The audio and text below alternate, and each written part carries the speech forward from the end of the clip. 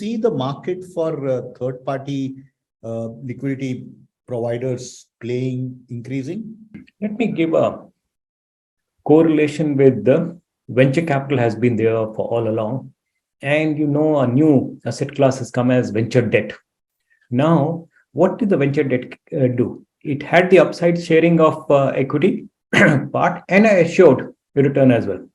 So if a third party can come in such a manner that there is some kind of assured return as well as upside sharing available to them, it's going to be a very, very good, attractive tool to make the ESOP become more liquid for the corporates that we invest in. And the third party will be very happy to start coming in because they are more looking forward to some kind of assured return to come in. They can't take the entire risk on themselves. So this is one way to structure and think through this particular element. So, actually, as a founder myself, when I think about it, I would also prefer not to have my existing investors fund the ESOP liquidity only for one reason. Everybody has dry powder.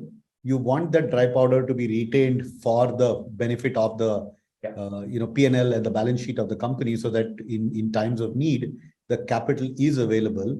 So, in my mind as a founder, unless there's somebody as large as a Tiger Global or a SoftBank for whom 5, 10, 15, 20, 25, 30, $50 million is not too much.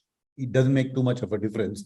In those scenarios, I look at it very differently. But I'm always very clear that whatever money I need for 12 to 24 months, if it's a bad time, I should have my investors on the cap table should have enough dry powder to be able to support on that. Because when I have an interesting business, everybody knows that times will always not be on a high. There will be low times, and our existing investors know what we've achieved in the past, so they know, they will be more comfortable supporting us, when there is a need, as opposed to new investors who don't know the company, who don't know the founders as well, right? So my preference would always be to broad base my cap table, only because these are businesses which constantly need capital.